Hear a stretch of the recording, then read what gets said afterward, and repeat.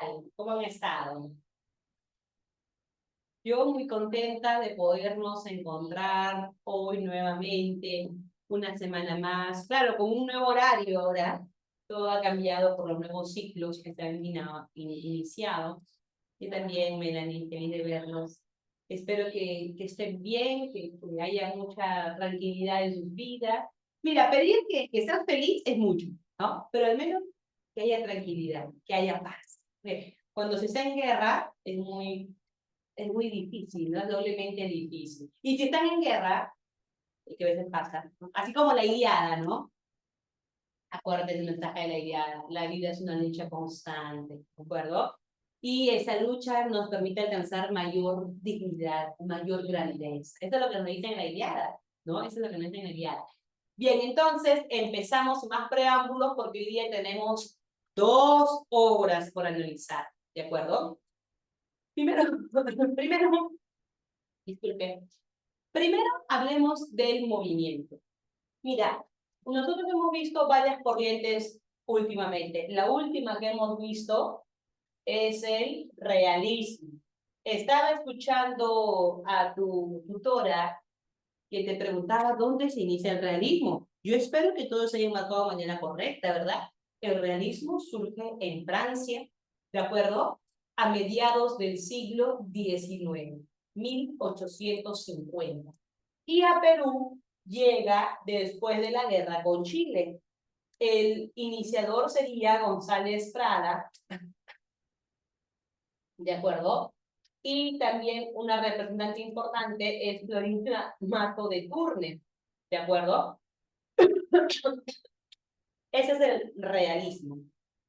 Luego aparece un movimiento que se pone de moda. A ver, ¿se acuerdan ustedes? González Prada era precursor de 2 movimientos. A ver, ¿cuáles son los movimientos que antecede González Prada?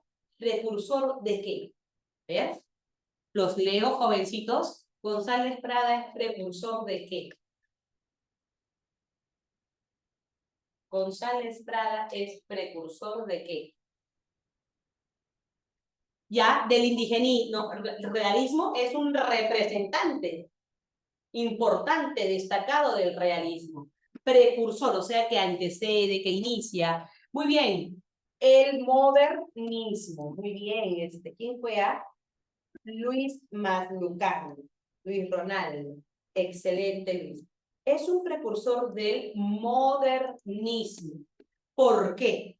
Por su actitud cosmopolita, es decir, de estar atento a las nuevas tendencias, a las nuevas modas que surgen en Europa, en este caso en Francia, ¿de acuerdo? Y renueva la poesía peruana con estrofas francesas y alemanas. Se aparta de España, dijimos. Bien, ese modernismo llegó al Perú. El máximo representante en sí era el máximo representante, ¿te acuerdas? Era Rubén Darío, ¿te acuerdas? El libro azul, ¿de acuerdo? Un representante del modernismo en el Perú es José Santos Chocano, ¿ya? El representante del modernismo en el Perú es José Santos Chocano, ¿bien? Pero no nos piden en el prospecto hablar del modernismo, ¿de acuerdo? Nos piden un movimiento posterior a él. Se llama posmodernismo y luego viene el vanguardismo, ¿de acuerdo? Entonces, lo que nos piden a nosotros es esto, el posmodernismo, que más que un movimiento como tal, es más que todo un periodo nada más, un periodo literario bastante breve. El posmodernismo va desde 1910 hasta máximo 1920, ¿ya? Podríamos decir en sí 1911 hasta 1916, o sea, no pasa de una década. ¿De acuerdo? No pasa de una década. Es un momento donde José Gálvez, un crítico literario, José Gálvez dice, en este momento no hay una sola línea, no hay una orientación. Él lo llama, es el momento de la desorientación. ¿Ya? ¿Por qué? Porque el posmodernismo no tiene un solo perfil, como por ejemplo si lo veíamos en el romanticismo, o aquí, lo que hemos visto la semana pasada. González Prada y Violina Mato de Turner, ambos tienen un interés, ¿no? Preocuparse por la realidad, analizar la problemática del indio, tienen una línea, ¿verdad? ¿Ya? El posmodernismo es un movimiento que tiene algo de modernismo, por eso se llama posmodernismo, sin ser plenamente modernista, ¿de acuerdo? Conserva algunas características del modernismo, sí, pero hay otras que ya se oponen. Nos dicen que el posmodernismo es una muestra del desencanto que se tiene del modernismo. A ver, recordemos un poquito acerca del modernismo. ¿Te acuerdas que los modernistas tenían una expresión grandilocuente, llena de adjetivos, son muy retóricos, buscaban mucho la belleza? ¿Te acuerdas o no te acuerdas? Los modernistas. Por ejemplo, el olímpico cisne de nieve, con el ágata rosa del pico, lustra el ala eucarística y breve, que se abre el sol como un casto abanico. ¿Te acuerdas de eso o no? ¿No me escuchan? ¿Se acuerdan de eso o no? ¿Se acuerdan? Que los modernistas buscan mucho la belleza, son muy retóricos, utilizan un estilo muy exagerado en muchos adornos, grandilocuente. ¿Se acuerdan o no? Ya algunos ya están respondiendo. Ya, ese estilo, ya, grandilocuente, con mucha pompa y mucho adorno, va pasando de moda. En este periodo se muestra el desgaste del modernismo, el desencanto de este movimiento que atrajo a muchos. Ya muestra desencanto, muestra desgaste del modernismo y muestra desorientación. ¿Ya por qué desorientación? Fíjate, surgen varias tendencias, ¿de acuerdo? Una de ellas, por ejemplo, el arielismo, con una actitud prohispanista. Bueno, eso no lo vamos a ver porque no nos pide el prospecto. La otra, el simbolismo. Hoy día vamos a ver el simbolismo. La otra, el movimiento colónida. ¿De acuerdo? Y son tendencias con diferentes características. ¿De acuerdo? Son diferentes miradas. Por lo tanto, el posmodernismo no es una literatura que tiene una sola orientación.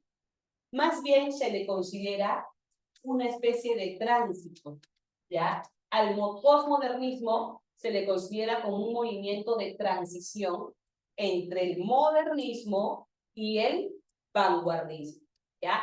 Porque tú sabes que un movimiento no cambia así de un momento a otro, ¿no? Tiene que haber un proceso. Entonces, ese proceso es el posmodernismo, ¿ya? Tiene algo del modernismo, pero a la vez busca nuevas formas de expresión. Entonces, como busca nuevas formas de expresión, se entiende que anuncia la llegada de la vanguardia, ¿no? La vanguardia es innovación, experimentación. Ahí hablaremos, por ejemplo, de César Vallejo, ¿ya? En la vanguardia hablaremos de César Vallejo. Bueno, vamos por aquí. Vamos a hablar de estas tendencias propias del posmodernismo, ¿ya? Acá, para leer, para reforzar. El posmodernismo es un periodo breve de la literatura peruana, no pasa de una década, ¿sí? Que se considera un movimiento de transición entre el modernismo, que ya va pasando de moda, que ya va mostrando muchos autores su desencanto, su desgaste de este movimiento, y que a la vez anuncia una llegada de la vanguardia. Claro, no es vanguardista ya, pero ese intento de buscar nuevas formas anuncia la llegada de la vanguardia. Es un momento, según José Galvez, de desorientación, desencanto, desgaste. Bien, comencemos con la primera tendencia, el simbolismo. ¿De acuerdo? A ver, del simbolismo nosotros ya hemos hablado antes. ¿Quién se acuerda cuándo hablamos del simbolismo? A ver, ¿quién ha estado atento a sus clases? ¿Cuándo hablamos del simbolismo? A ver, te leo. ¿En qué momento nosotros estuvimos hablando del simbolismo?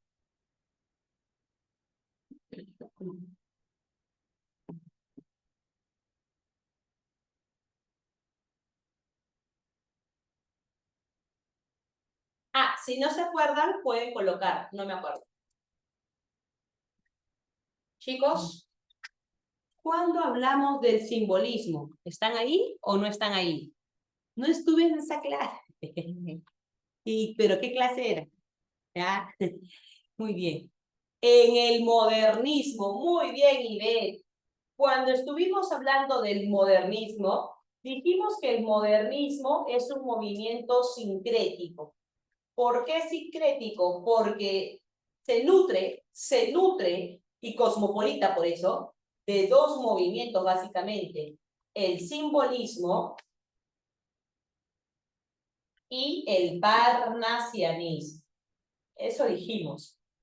Y ambos movimientos surgen en oposición al realismo. ¿Ya? Todos surgen en Francia, te dije. El realismo, simbolismo y parnasianismo surgen en Francia. Pero el simbolismo y el parnasianismo se oponen al realismo. ¿De acuerdo? Y ese simbolismo llegó a Perú. El único representante del simbolismo en el Perú es José María Eguren, el único simbolista peruano. Pero hablemos un poquito, o recordemos un poquito del simbolismo. Ya mira, los autores simbolistas se diferenciaban o se distinguían de los autores realistas. Los realistas buscaban un lenguaje objetivo. Tú sabes, los realistas quieren retratar la realidad tal y como es. Los realistas quieren, los realistas se proponen ser verosímiles, ¿no? Ser un reflejo de la realidad. Los simbolistas, no. Los simbolistas no van a reflejar la realidad, ¿de acuerdo? Al contrario, te van a sugerir una realidad, eso sí, sugerírtela, pero no van a utilizar ese mismo lenguaje objetivo que usan los realistas. Los simbolistas usan un arte más creativo, porque no intentan imitar la realidad, sino inventarla, ¿de acuerdo? Inventarla. Entonces, volvemos por acá, mira. Simbolismo es un movimiento francés, surge en Francia a mediados del siglo, puse 20, pero chicos, por favor, corrección acá, es 19, ¿ya? 1850. ¿Sí? En oposición al realismo, que era muy objetivo, ¿de acuerdo? El representante del simbolismo en el Perú es José María Eguren. Él es un limeño, ¿de acuerdo? Limeño, dice acá, inicia el ciclo de fundadores de la tradición poética peruana. Yo te pregunto, ¿qué entiendes por eso? Inicia el ciclo de fundadores de la tradición poética peruana. ¿Qué entienden ustedes por eso? Inicia el ciclo de fundadores de la tradición poética peruana. ¿A qué se refiere? O dame una idea al menos. Inicia el ciclo de fundadores de la tradición poética peruana. Una idea. ¿Qué viene a tu mente? ¿A qué hora es el receso? 10:30. 10:30. Inicia la vanguardia, puede ser. Casi los dos, Ivette y José, coinciden en que inicia la vanguardia. Ya te cuento. La tradición poética peruana, años atrás, la poesía, años atrás, ya no está vigente esto, pero antes la poesía se dividía, ya la poesía o los poetas, ¿no?, del Perú se dividían en poetas puros y poetas sociales. ¿Ya?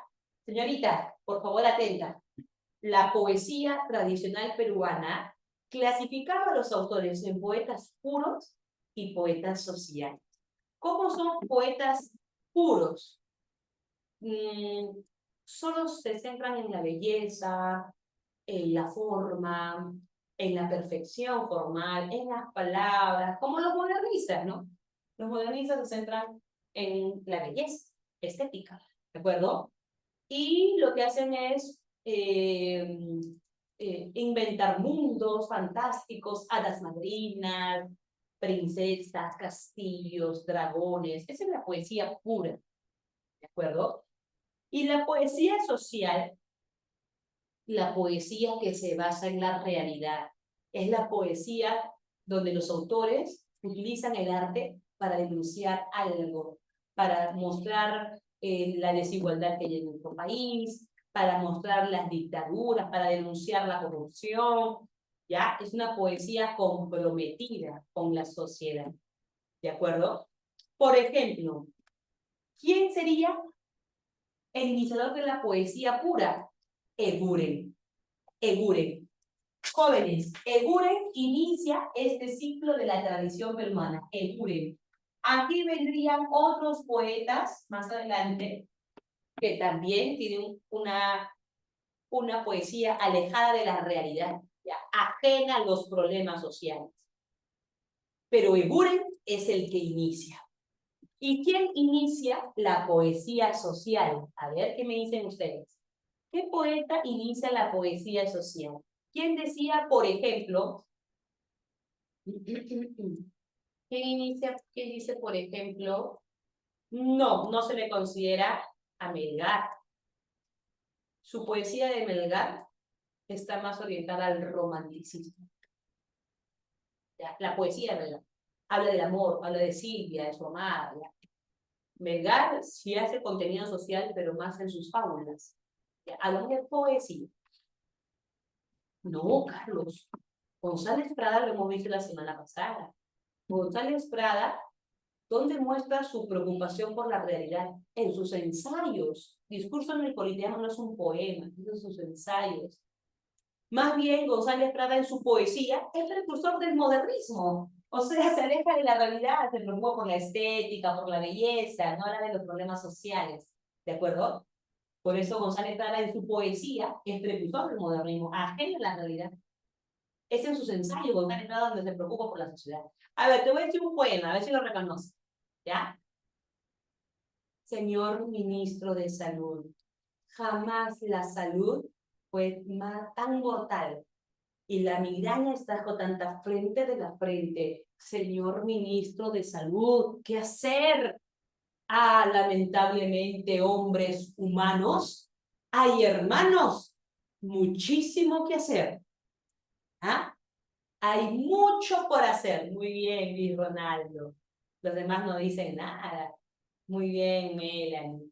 Al fin de la batalla, y muerto el combatiente, vino hacia él un hombre y le dijo, no mueras, te amo tanto. Y el cadáver, ay, siguió muriendo. Vino hacia él 2, 3, miles de hombres, tanto amor y no poder hacer nada contra la muerte. Entonces, todos los hombres de la tierra le rodearon. El cuerpo se incorporó, abrazó al primer hombre, echóse a andar. Fíjate, ¿cómo es que la unión de todos los peruanos o de todos los hombres del mundo es tanta esa fuerza que puede ser capaz de vencer incluso a la muerte? ¿Ya? ¿Quién está llamando a la sociedad? Hay hermanos, muchísimo que hacer. Vallejo está comprometido con la sociedad, quiere que la sociedad despierte, que se una para acabar con esos corruptos, para acabar con el dolor, con la desigualdad, ¿ya? Eso es poesía social. Entonces, esta clásica, esta tradicional forma de clasificar a los poetas, tradicional, ¿eh? Porque hoy en día esa clasificación ya no está vigente, ¿ya? Pero tradicionalmente nuestra poesía se dividía en pura y social. Y Eguren representa la poesía pura, una poesía no comprometida con la sociedad. La obra de Eguren, señorita Punta, no se basa en los problemas sociales. La obra de Eguren no se alimenta ni siquiera de su propia vida. No sé, porque hablar de su vida es hablar de la realidad, ¿no? Él no habla ni de su vida. Él inventa mundos, recrea mundos, mundos mágicos, mundos del sueño, mundos fantásticos, oníricos, infantiles. No se acerca a la realidad, ¿de acuerdo? Según José Carlos Mariátegui, Eguren se sitúa en el periodo cosmopolita de la literatura peruana. A ver, yo te pregunto a ti, ¿Por qué crees que Buren se sitúa en el periodo cosmopolita? A ver, ¿por qué creen ustedes que Buren se sitúa, según José Carlos Mariátegui, José María Buren se sitúa en el periodo cosmopolita de la literatura peruana? ¿Por qué? Explica. A ver, explica. ¿Por qué se sitúa en el periodo cosmopolita?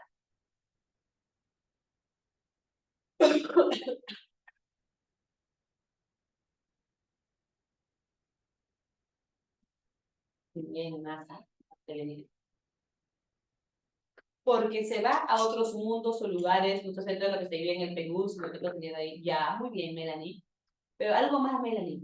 Se llama cosmopolita cuando está interesado en las tendencias literarias.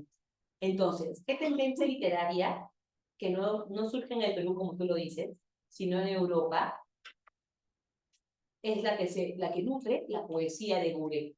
A ver, ¿qué tendencia literaria es la que nutre la poesía de Gure, joven? ¿Qué tendencia literaria es la que nutre la poesía de Gure? ¿Cuál es la influencia de Gure? ¿De la vanguardia? No. Ahí está el plagio. ¿Ya? Ahí está el plagio. ¿Surgió en Francia? No, no. Simbolismo. Simbolismo. El simbolismo surgió en Francia, al igual que el parnasianismo, en oposición al realismo. Y Buren, un peruano, estuvo tan atento a esas tendencias que se nutrió de esa tendencia. Esa es una actitud cosmopolita. ¿Ya? Ver qué está de moda. ¿Tú sabes qué está de moda ahorita en Europa? Es que no eres cosmopolita.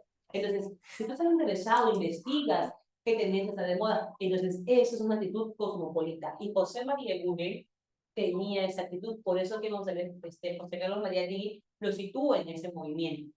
¿De acuerdo? Porque vemos la influencia del simbolismo francés. ¿De acuerdo? ¿Cómo lo noto? Su poesía tiene mucho de musicalidad. Hoy se casa el duque nuez, viene el chantre, viene el juez, y con pendones escarlata, florida cabalgata, a la 1, 2, 10, que se casa el duque primor con la hija del clavo de olor. Pregunta, ¿hay musicalidad o no? Y la turba melenuda, estornuda, estornuda, estornuda. Los bisiestos dan sus gestos, sus gestos, sus gestos. Él busca que las palabras se asocien de forma rítmica para crear un efecto de canción. Por eso a su estilo se le llama la orquestación musical. Él busca esa melodía, musicalidad. Y la musicalidad no es el primero que hace esto. Ya lo hacían los autores simbolistas en Francia, como Charles Baudelaire, Stefano Mallarmé, Paul Verlaine, ya es una influencia de esa poesía. También está el cromatismo, el uso de colores, porque ya te lo dije cuando hablamos en el modernismo, los colores son símbolos o no, porque este es simbolismo, quiere decir que no te voy a decir las cosas como son, te las voy a sugerir, te voy a dar símbolos para que tú interpretes, ¿de acuerdo? Entonces yo le pregunto, ¿los colores son símbolos o no?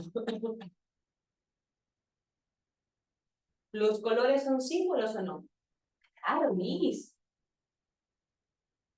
Desde la aurora combaten dos reyes rojos con lanza de oro. Por verde bosque y en los purpurinos cerros vibra su sueño. A ver, ¿quiénes son los reyes rojos? ¿Ah? Combaten dos reyes rojos.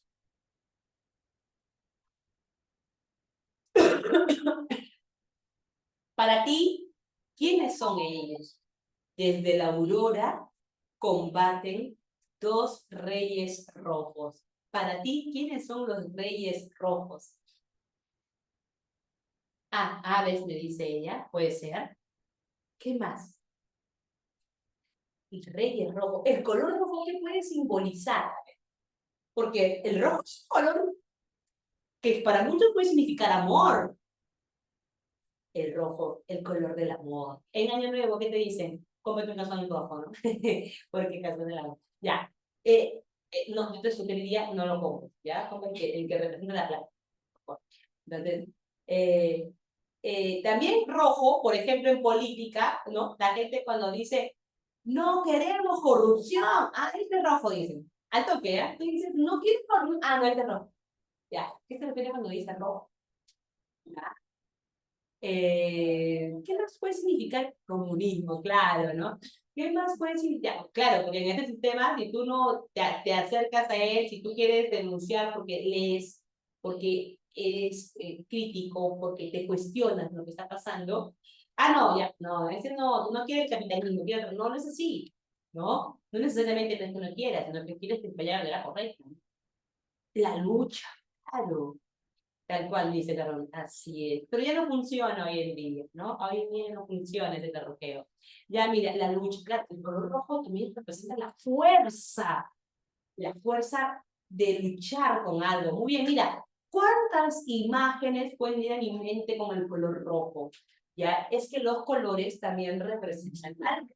¿Ya? Entonces, la poesía de Eguren tiene musicalidad, tiene presencia de colores, y por favor, el lenguaje no es literal, no van a retratar una realidad de forma objetiva como lo hacen los realistas, no, él te va a sugerir.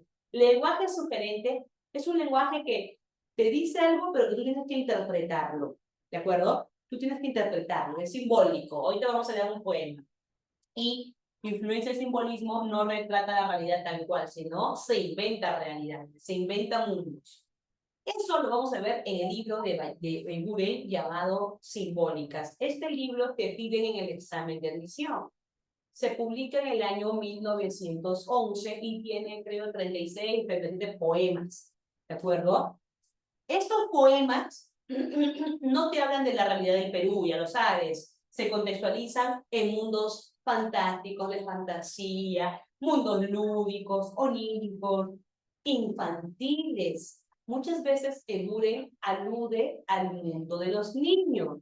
Ojo, no estoy diciendo que Eguren se dirija a los niños, sino que revela, perdón, aborda el tema de los niños. Por ejemplo, este poema que te estaba leyendo, Los Reyes Rojos, si tú lo lees a un niño, probablemente ese niño no lo va a entender, no va dirigido a niños, ¿ya?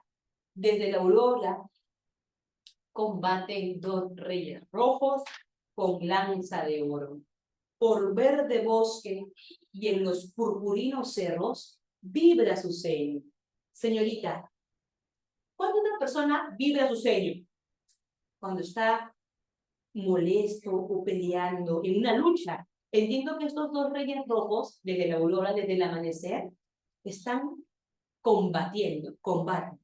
Por eso dice que en el bosque y en los cerros vibra su sello. Puedo notarlo, yo en la voz poética nota que estos reyes están luchando porque su sello lo llego a ver, están en una lucha. ¿De acuerdo? Falcones reyes batallan en lejanías de oro azulino. Mira, falcones reyes. La palabra ya no es hoy día falcón, la palabra es halcón, pero él dice falcón.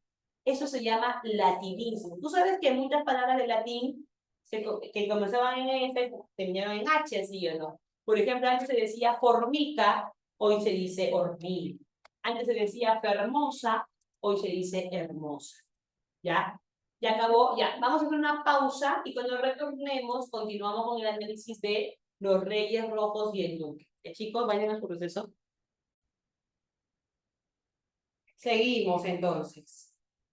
Estábamos leyendo el poema Los Reyes Rojos, ¿de acuerdo? Decía pues entonces que falcones reyes batallan en lejanías de oro azulinas. Se supone que se refieren a las aves. O sea que esos reyes rojos no son exactamente personas, sino que además se dice que son halcones, son aves, y que además están batallando en lejanías de oro azulinas. ¿Qué es eso? batallan en lejanías de oro azulinas. ¿Qué es eso? Lenguaje sugerente. ¿Qué te sugiere esa expresión? Lejanía de oro azulina. A ver, lejanía de oro azulina. Eso es lenguaje sugerente. Ya, no es realista, pero sí evoca algo, te sugiere una idea. Ya, ¿cuál es esa idea? Lejanías de oro azulina. ¿Están ahí? ¿Están ahí, jóvenes? Siento que es en la mañana. Claro, Melanie, al decirme lejanías de oro azulina se refiere al cielo, ¿no? O evoca la idea del cielo. El cielo azul, azulina, y combinado con el color del sol, ¿no? Oro azulina, lejanías, ¿no? Son el cielo. No te dice que es el cielo, pero te está sugiriendo, ese lenguaje sugerente. Por la luz cadmio, airadas se ven pequeñas sus formas negras. Allá en el cielo, ¿no? La luz medio blanquecina, ¿no? Airadas se ven pequeñas sus formas negras. En el aire están volando estas aves y se ven pequeñas sus formas negras. Pregunta, ¿qué eran al inicio? Dos reyes, ¿de qué color? Eran reyes rojos, pero como están volando, están a la distancia, ahora se ven en la lejanía como dos puntitos negros, ¿de acuerdo? Esto quiere decir que nos está dando la idea de movimiento, ¿no? Los reyes están cerca de mí, veo que vibra su sello, luego siguen batallando en lejanías, o sea que están cada vez más lejos, y ahora se ven pequeñas sus formas negras, se ven como formas negras. Viene la noche y firmes combaten foscos los reyes rojos. O sea que llega la noche y siguen combatiendo foscos, en realidad debe decir osco, ¿no? Es un latinismo, ¿ya? Llega la noche y siguen combatiendo. Fíjate, esto me hace pensar, ¿sabes a qué me hace recordar? A ti, ¿ya? Me hace recordar a ti porque tú desde la mañana, desde la aurora, combates con lanza de oro, te estás esforzando en estudiar. Llega la tarde, almuerzas, así todo con sueño, como nos da de buen almuerzo, y sigues combatiendo en lejanías de oro azulinas, batallas. Y llega la noche y sigues estudiándolo. Al punto que hasta cuando duermes, sueñas. Sueñas con tus ejercicios de literatura, de matemáticas. Ahí te salen las respuestas, ¿no? Te despiertas y todo es un sueño. Ya entonces, tu lucha es constante, desde la aurora hasta la noche. Llega al día siguiente nuevamente la aurora, sigue luchando en la tarde, llega la noche y sigue luchando. Al día siguiente llega la aurora, es una lucha cíclica, ¿de acuerdo? Los Reyes Rojos nos hablan de la lucha cíclica, ¿ya? Ahora, yo te voy a contar la historia de una boda. ¿Te gustan las bodas, jóvenes? ¿Te gustan las bodas? No, dice la tutora. ¿Qué pasa, tutora? No, también dice Melanie. Bueno, a mí me gusta porque hay fiesta, pues, ¿no? Hay comida. Pero no, no les aconsejo casarse, ¿no? No, mentira. Si van a hacer su boda, chicos, por favor, no se olviden de mí, ¿de acuerdo? A ver, dice, hoy se casa el duque Nuez. ¿Quién será el duque Nuez? ¿Cómo que el duque Nuez? Viene chantre, viene el juez y con pendones escarlata, florida cabalgata, a la 1, a la 2, a la 10, que se casa el duque Primor con la hija de Clavo de Olor.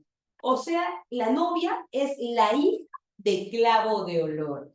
Pregunta, ¿esto es algo real, objetivo? ¿Se casa el duque Nuez con la hija de Clavo de Olor? ¿Ese es algo real? Sí, invita a No, pues eso es crear un mundo fantástico donde la hija de un clavo de olor se casa con un duque nuez. Es un mundo un poco infantil incluso, ¿no? Allí están con pieles de bisonte los caballos del lobo del monte, exotismo. Y con seña triunfante, Galo Centrino, Rodolfo Montante. Y en la capital está la bella, mas no ha venido el duque tras ella.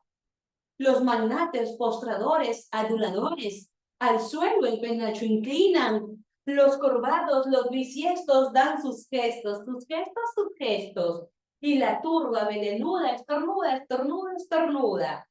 Y a los pórticos y a los espacios mira la novia con ardor.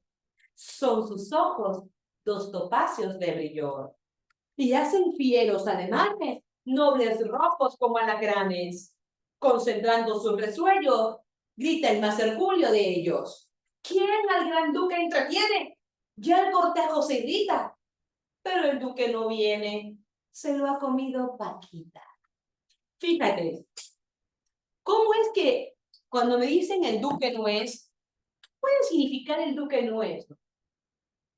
Un duque es un personaje noble, ¿no? Un título de nobleza, duque. Pero es un duque no es.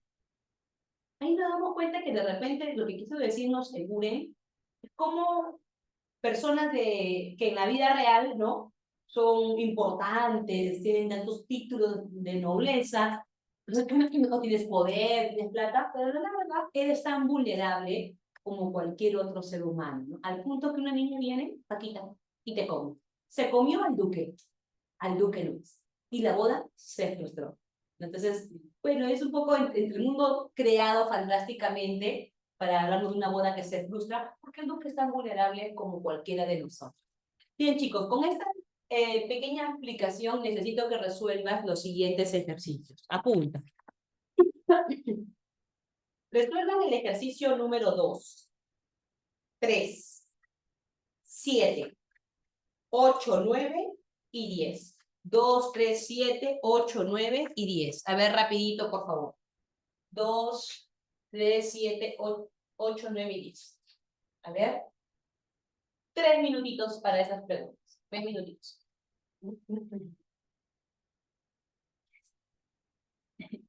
¿Qué pasa? Ya está. Ah, ya está. Melanie, siempre Melanie. Los demás confirmen, ya está, o desean un tiempito para resolver. Oye, estoy sin micrófono. ¿Me están escuchando bien, jóvenes? ¿Se escucha bien? Directo, ponerme el micrófono. Más cerca también. ¿Sí? A ver, ¿qué me dice? Sí se escucha bien, sin problema. Ah, ya, perfecto.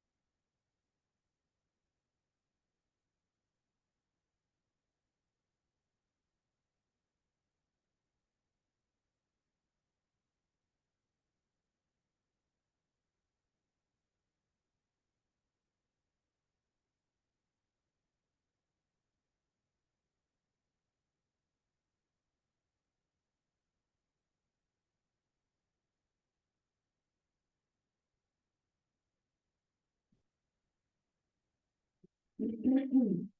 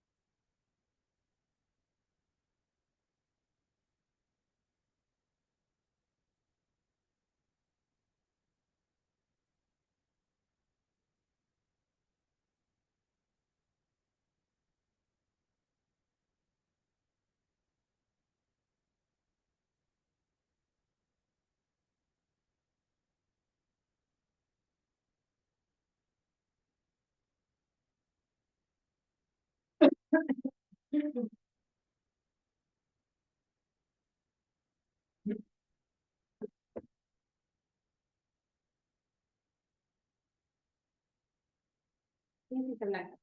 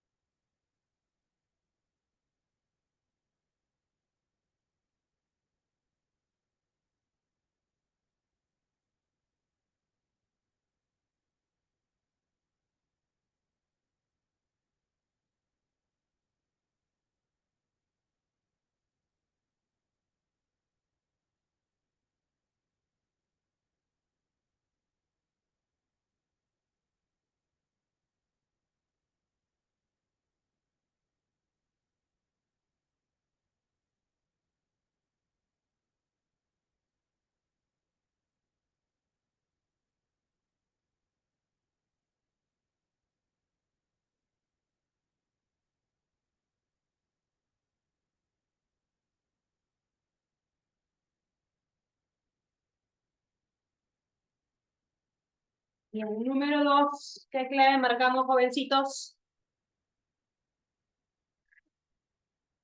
¿Qué marcamos en la número 2?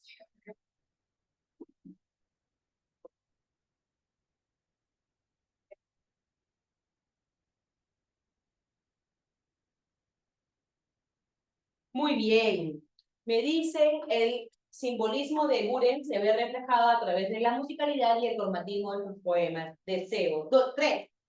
Tres que marcaron, jovencitos, en la número 3. La E dice, muestra ambientes de fantasía. Claro, él inventa mundos, no va a hablar de la realidad tal cual es. Verdadero. Hace referencias a mitologías nórdicas. Mira, me olvidé de comentarte. En este libro hay muchas referencias a la literatura o la mitología nórdica, o sea, escandinava, alemana. La Valquiria, por ejemplo, es un poema que habla de un personaje mitológico, las Valquirias, los vikingos, en este caso gente guerrera en general, es un componente de libros simbólicas. Esto es verdadero. ¿Presenta elementos autobiográficos? No, él no se basa en su vida. Busca la orquestación musical, claro, la musicalidad, verdadero clave, euforia, excelente. La número 7, ¿qué marcaron ustedes? La sugerencia de simbólicas consiste ¿en qué? ¿En qué consiste? 7. Melanie, Natalia, Miriam dicen besito. El uso de elementos que crean un mundo de sueños y visiones infantiles. Eso es verdadero. Lara dice describir objetiva y directamente la realidad. No, es simbólico. Si fuera describir directamente la realidad sería realista, pero no es así. Él representa una realidad de manera simbólica. El tono confesional, nada que ver. Presenta formas enigmáticas, misteriosas. A los satánicos no, los satánicos no es un tema de Buren. El fin moralizante de una poesía mística, religiosa, no, tampoco. No es ese el objetivo. Bien, en el número 1, perdón, 8, hay un poema llamado El Duque que ya lo hemos leído.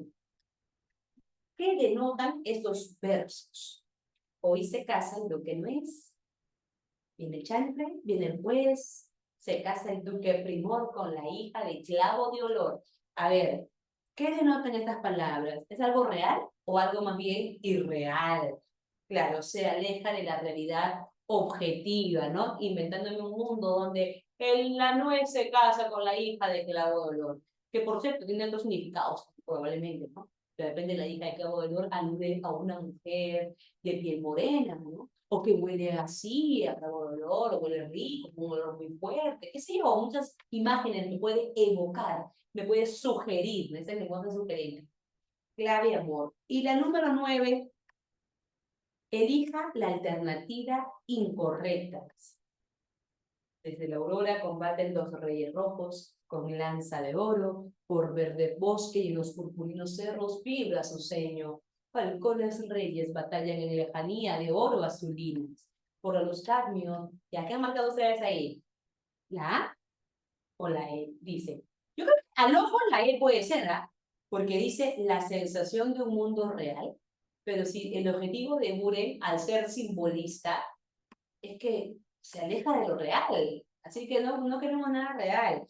Ahora, dice, se hace uso del epíteto y del hipérbato. A ver, ¿dónde podéis ver epíteto? Ah, dice, por ejemplo, por verde bosque.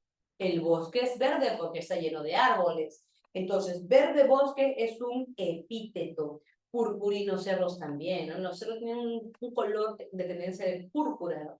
Una tendencia en cierta hora en un paisaje. Eso es verdadero. Ahora, hipérbato, desorden. A ver, leamos la primera estrofa.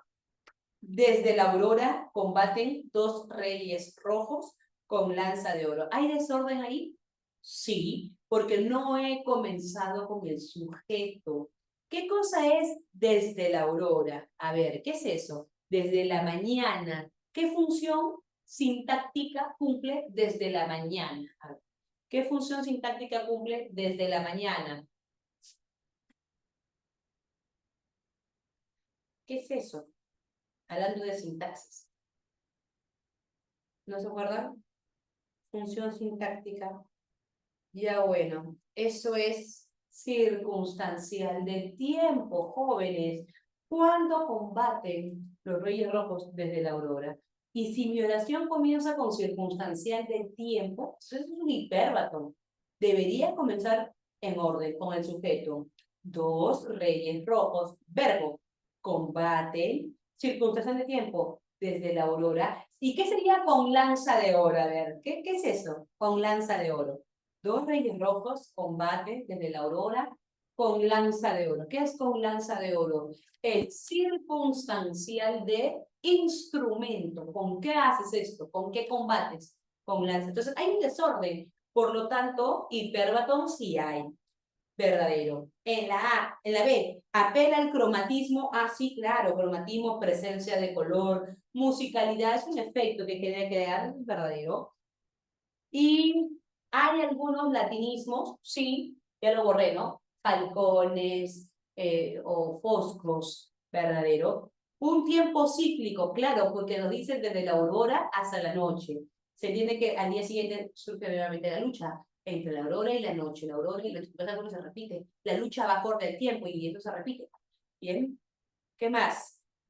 Los reyes rojos son símbolos monosémicos. Chicos, ¿qué significa monosémicos? Monosémico significa que solo tiene un significado, ¿ya? En cambio, cuando una palabra tiene muchos significados, se le llama polisémico, ¿de acuerdo? Tú sabes, en tu clase de lenguaje han trabajado la polisemia. La mayoría de palabras son polisémicas. La palabra puerta tiene muchos significados.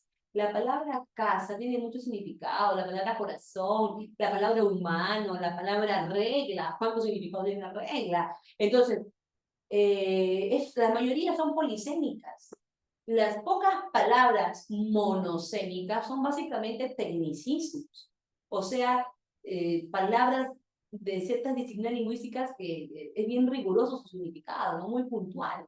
Entonces, aquí los reyes rojos solo tienen un significado, o más bien es un lenguaje que te sugiere, lenguaje sugerente que puede referirse a personas. Para mí, y te dije, los reyes rojos eres tú, que estás escuchando todo el tiempo, ¿no? Para ti son aves, otros son personas, guerreros. Entonces, no solamente tiene un significado, es falso. Y la asignación del mundo real también sería falso, porque no se pretende interpretar la realidad tal cual. Por lo tanto, había dos claves, la D y la E. 10. ¿Cuál es la alternativa incorrecta, jóvenes? ¿Qué marcaron en la número 10? Al ojo, la letra es besito, ¿no? Besito porque obviamente Eguren no hace una poesía social. Estamos hablando que Eguren es representante de la poesía pura. Bien, ahora sí, continuamos. El movimiento colorida es la otra tendencia que surge en el modernismo. Tal vez este sea el movimiento más importante y digamos es el corazón, es la esencia del movimiento postmodernista. ¿De acuerdo? Primero, en realidad son un grupo de autores contemporáneos, amigos, solían reunirse en el Palais Concert que queda en el Jirón de la Unión, ¿de acuerdo? Pero ¿de dónde surge el nombre Movimiento Colónica? Lo que pasa es que Valdelomar, no le he puesto por falta de espacio, mejor te voy a poner arriba, ¿ya? Valdelomar en el año 1915 fundó una revista. El nombre de esa revista es Colónida. Muy probable que ese nombre venga de la palabra Colón, ¿de acuerdo? Colón buscó nuevos caminos y encontró un continente, ¿verdad? Este grupito, el movimiento Colónida, se caracteriza porque buscó nuevos caminos en la literatura, ¿sí? No llegó a ser experimental como los vanguardistas, por eso no lo incluimos en el vanguardismo, pero sí en la intención de buscar algo diferente de lo que se estaba haciendo hasta el momento en el modernismo. El posmodernismo del movimiento Colónida buscó incorporar elementos propios de nuestra nación, lo nacional. De hecho, esos autores están en contra, son rebeldes, hacen una crítica a las castas literarias limeñas. Quiere decir que la literatura era muy centralista, o los literatos que tenían espacio en la literatura eran básicamente limeños, aristócratas, gente de la élite, Por ejemplo, González Prada de la élite, ¿de acuerdo? Que es un aristócrata. Entonces, ¿qué buscan estos autores? Ir en contra de esas clases literarias y demostrar que en provincia también puede haber literatura. De hecho, los representantes del movimiento colonial son provincianos: Federico Moll, Alberto Hidalgo, Percy Gibson, Abraham Valdelomar, son de zonas rurales, Pisco, Arequipa, Puno, ¿de acuerdo? Entonces, son provincianos donde quieren incorporar lo nuestro, lo provinciano, lo rural, lo local, ya, lo nacional, en la literatura, ¿de acuerdo? Son rebeldes contra las castas literarias limeñas, buscan nuevos caminos incorporando lo nacional, lo provinciano, lo local. Y es antiacademicista, porque antes se pensaba que para hacer literatura había que ser muy culto, un erudito, y no necesariamente. Por ejemplo, esta fuente, El Caballero Carmelo, es una obra dentro del posmodernismo del movimiento colonial. Para escribir El Caballero Carmelo no tengo que pasarme las horas en la biblioteca, ¿sí o no? Son anécdotas, recuerdos de un gallito, ¿de acuerdo? Es antiacademicista y busca una expresión más sencilla. Por ejemplo, deja de lado esa retórica, esa exageración en adornos de los modernistas, y el movimiento colonial busca una expresión más clara, más sencilla, incluso más tierna.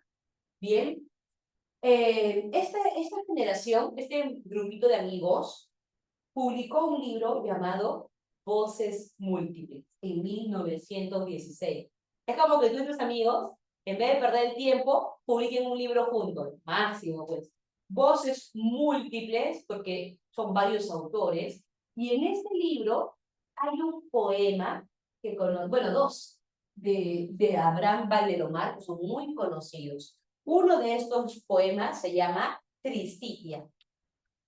Tristitia habla justamente, Tristitia habla de la infancia de Valdelomar. ¿Sí? Porque Valdelomar no te va a hablar de hadas madrinas, de mundos inventados, te va a hablar de su vida. Valdelomar, a diferencia de Eguren, Valdelomar sí te va a hablar de su biografía, de su infancia, de su familia, ¿ya? En Tristitia vemos a un poeta, Valdelomar, poeta, ¿de acuerdo? Mi infancia que fue dulce, serena, triste y sola, se deslizó en la paz de una aldea lejana, entre el manso rumor con que muere una ola y el tañer doloroso de una vieja campana. ¿Ya? Dábame el mar la nota de su melancolía, el cielo la serena quietud de su belleza, las palabras de mi madre, una hermosa, una hermosa armonía, y la muerte del sol, una vaga tristeza. Entonces, está recordando su infancia, que fue triste, serena, sola, dulce también, la madre, y dábame el mar la nota de su melancolía. ¿Por qué? Recuerden que Abraham Valdelomar nace en San Andrés de los Pescadores, en Pisco, y está cerca al mar. Por lo tanto, sus recuerdos del mar están vigentes en su obra, están presentes en su obra. ¿Sí? Otro poema que también encontramos en Voces Múltiples se llama El hermano ausente en la cena pascual. ¿Ya? Mira, es un poema donde se habla de cómo hay una mesa, ¿no? La cena de Pascua, todos están reunidos, todo está igual, la misma criada pone sin dejar sentir el suculento manjar, la misma blancura del mantel y los cuadros de anónimo pincel, todo está igual. Sin embargo, hay un sitio vacío hacia el cual mi madre tiende su mirada de miel, y si acaso algo quiere decir, ve el lugar del ausente y se pone a llorar. Porque están en una familia a punto de cenar, pero como falta el hermano, hay un dolor. Nada puede ser igual cuando falta un miembro de la familia y la madre llora. Fíjate, Valdelomar te está hablando de mundos distantes, te está hablando de hadas madrinas, dragones, de mundos imaginados. No, te está hablando de su intimidad, de su hogar, de un hecho de su familia. Por eso, cuando hablamos de Valdelomar, debemos entender que su estilo muestra un tono nostálgico, como que evoca mucho las imágenes del pasado. nostalgia por el pasado que ya fue, ¿no? La infancia, tierno, íntimo, ¿de acuerdo? Porque nos abre las puertas de su hogar. Evoca escenas familiares de su infancia en la provincia de Pisco, siempre vinculada al mar, ¿de acuerdo? Representa el cuento criollo. Hablemos del caballero Carmelo, ¿ya chicos? Yo estoy seguro que muchos han leído esta historia. El caballero Carmelo, ¿están ahí para poder comenzar la historia? Porque la tutora me ha dicho, tienen que estar atentos, si no, no van a responder bien las preguntas. A ver, digan presente, los que están ahí. Digan presente, solo Irving, Luis, Andrea, Melanie, Giovanna, Asensio, Alessandra, Fátima, Leonela, Ana. Ah, ya, están varios. Ya. Un ejemplo de musicalidad, te refieres acá, ¿verdad? A Bullying. Incluso canté ya. Hoy se casa el duque y nuez. Viene el chantre, viene el juez. Y con pendones de escarlata, florida cabalgata, a la 1, a las 2, a las 10. Que se casa el duque primor con la hija de clavo de olor. Esa idea de buscar rima perfecta, de asociar las palabras de manera que suenen de manera musical, que encajen como si fuera una canción, es musicalidad. ¿De acuerdo? Bien. Ahora sí, están todos ahí presentes, gracias. Vamos a empezar con el caballero Carmelo. Es un cuento donde el protagonista es el gallo. Pero la historia del gallo nos la va a contar un niño. Se entiende que ese niño es Abraham Valeromar, que va a contar lo que pasó antes. Es un hecho que ocurrió en el pasado, como toda obra épica, ¿no? Te va a contar ese niño. Ese niño no es el protagonista, ese niño es un narrador, testigo de lo que está ocurriendo. Testigo de la suerte del protagonista, que es el gallo. ¿De acuerdo? El gallo es el protagonista. A ver, dicen que cómo llegó el gallito llamado Carmelo al hogar del niño. Un día, mientras estaban jugando en la plazoleta, vino un caballo de paso con un jinete muy elegante, con sombrero y tela. Era el hermano mayor que tiempo atrás había viajado y en sus años de ausencia regresaba. ¿Quién era el hermano mayor? A ver, están atentos los que han leído el texto. ¿Quién era el hermano mayor que regresaba después de tiempo?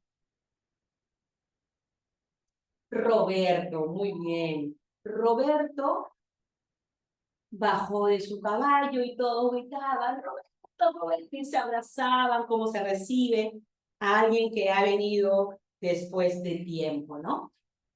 Y comienza a recorrer toda su casa, la veía después de años, ya, la sala, la cocina, y por supuesto, quería ver cómo se encontraba su habitación, ¿de acuerdo?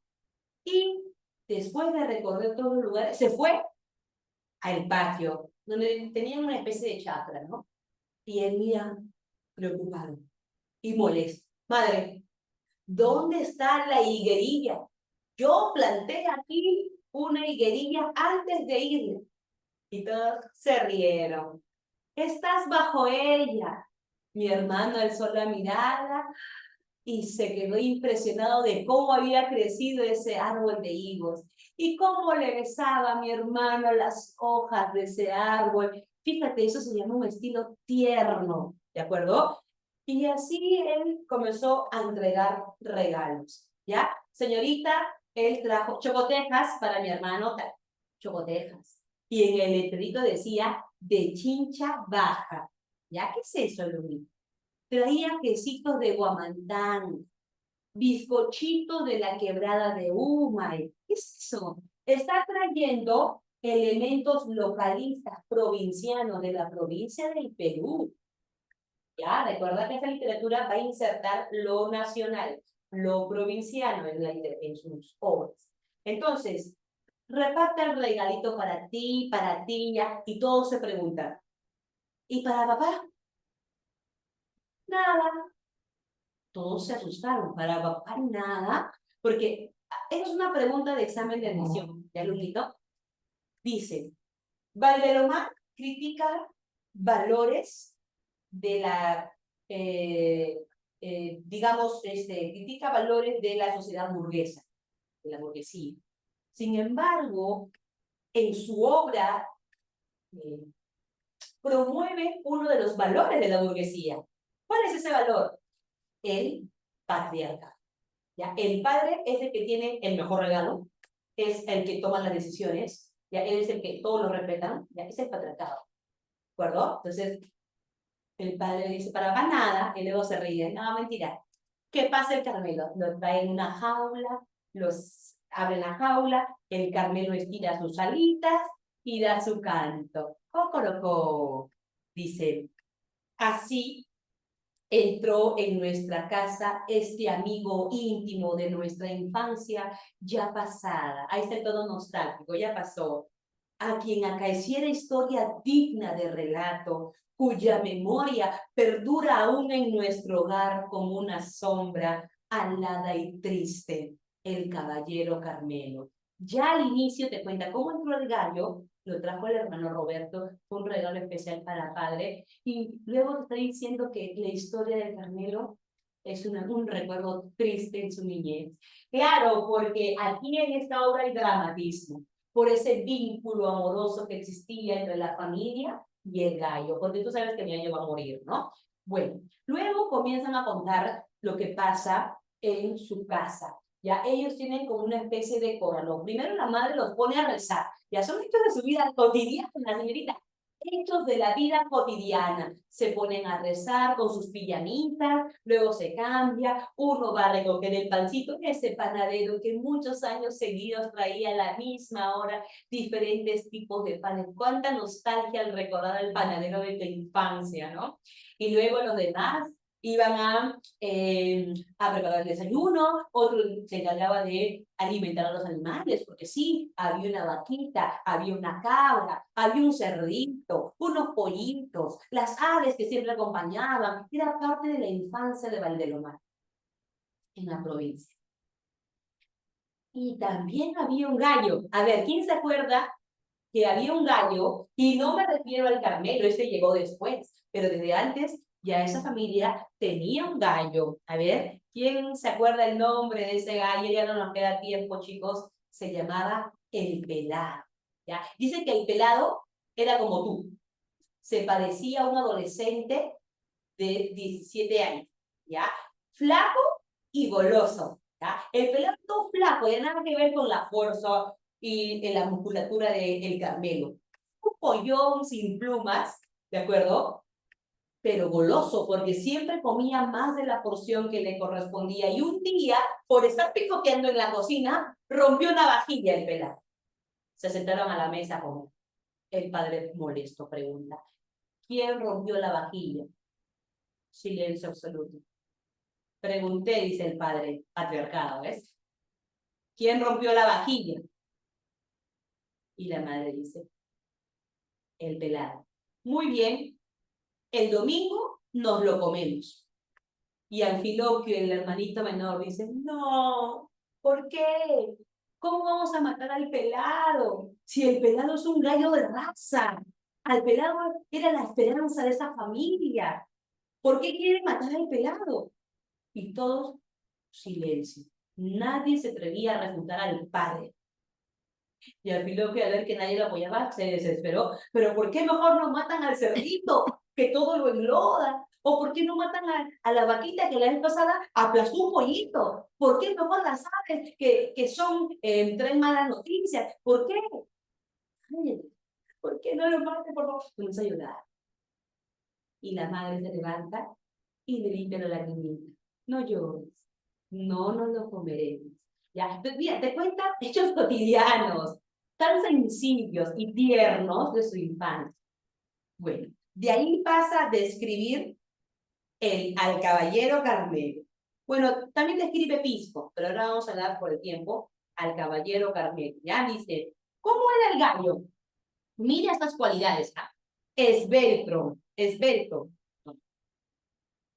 magro, musculoso y austero. Su afilada cabeza roja era la de un hidalgo altivo, caballeroso, justiciero y prudente. agallas bermejas, delgada cresta de encendido color, ojos vivos y redondos, mirada fiera y perdonadora, acerado pico agudo. O sea, mira, características humanas.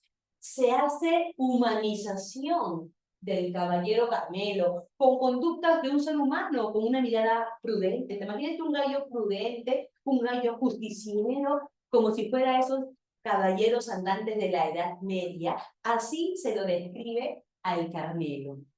Él dice, era un gallo del Valle del Caucato, un lugar donde se crió en su infancia Valdelomar, y donde estos gallos son de pelea.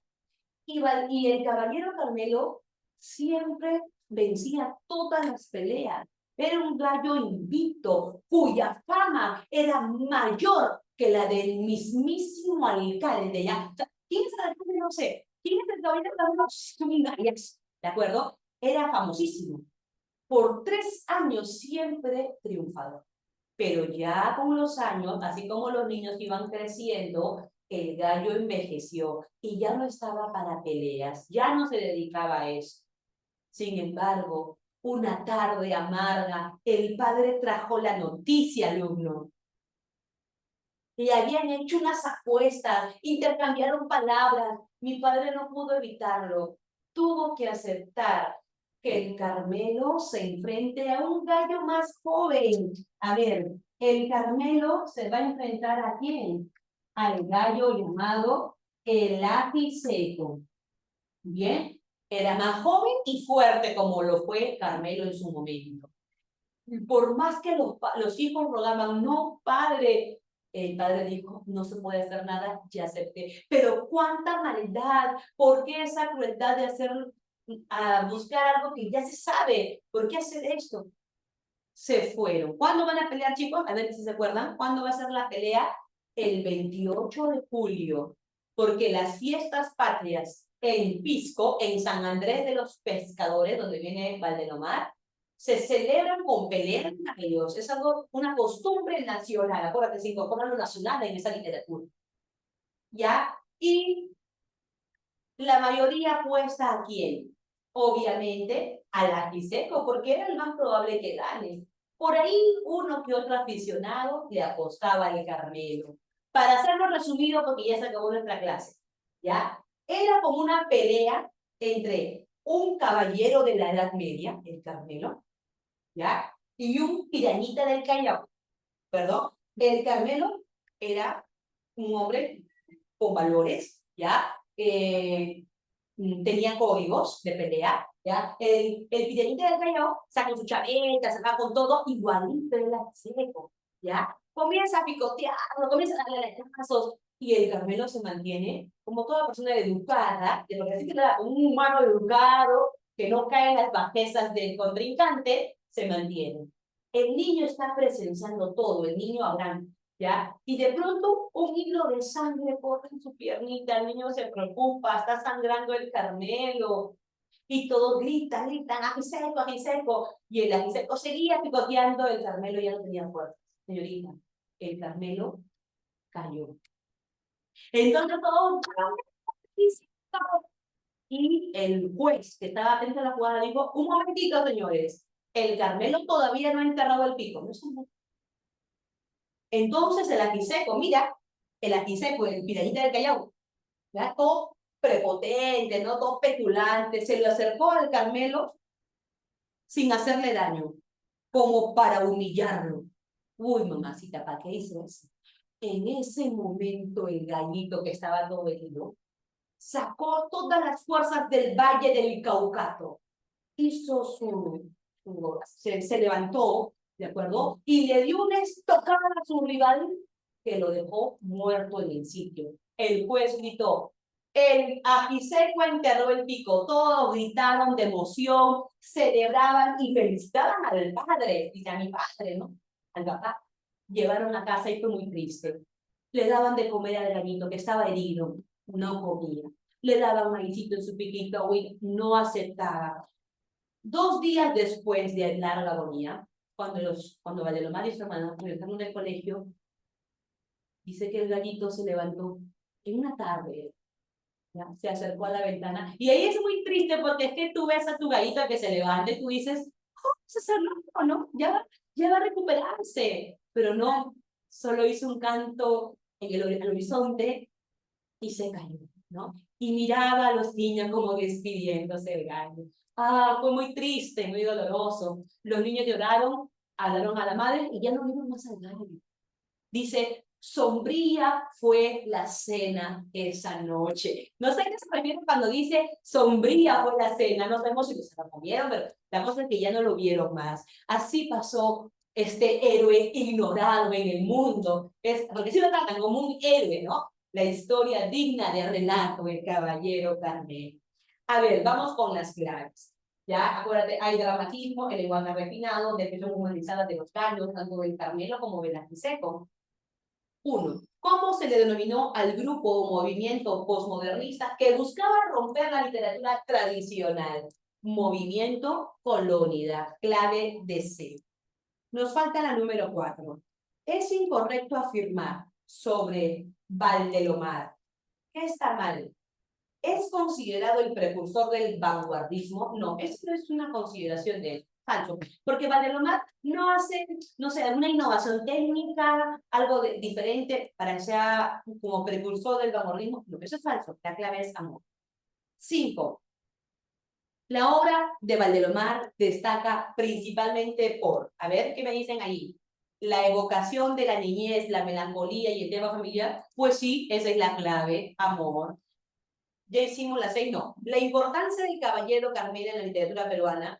Ah, bueno, la importancia del movimiento colonial es que incorporan elementos provincianos en nuestra literatura.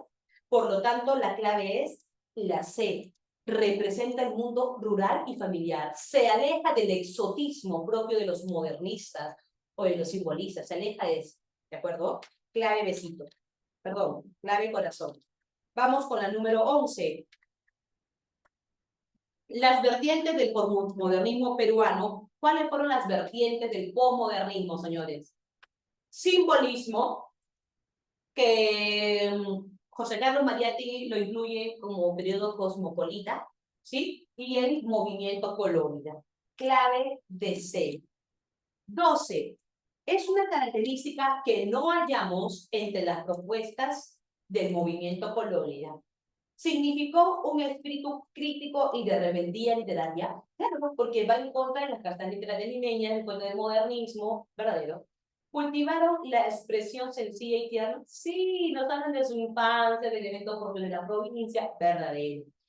Reivindicaron la poesía de José María Eguren, te cuento al último. ¿Recuerdas que Valdelomar fundó la revista Colorida? En su primer volumen hicieron un homenaje a José María Eguren. Así que eso es verdadero. Desarrollan temas alejados de la realidad. Ah, no, ahí está mal, porque ellos sí se centran en las provincias. Falso, clave, deseo. 13. Eguren y Valdelomar, ¿qué son? A ver, Eguren, representante del simbolismo. Valdelomar, tono nostálgico, tierno, íntimo, clave besito. 14. Chicos, en la 14 se describen los regalos que está trayendo Roberto de su viaje. ¿Ya? ¿Qué es eso? Quesos frescos, chancacas, frijol colado, que viene de Chincha Baja, bizcochuelo. ¿Esto qué son? Incorporar elementos provincianos. Clave corazón, la sucesión de elementos provincianos y criollos a partir de los regalos. Clave corazón. Y 15. Una afirmación correcta sobre Abel Valdelomar, ¿ya? La clave es euforia. Durante la pelea, Carmelo y Ajiseco son descritos con características humanas. Bien, chicos, cuídense, que tengan un buen día. Gracias por su tiempo. Nos vemos en la próxima sesión. Gracias.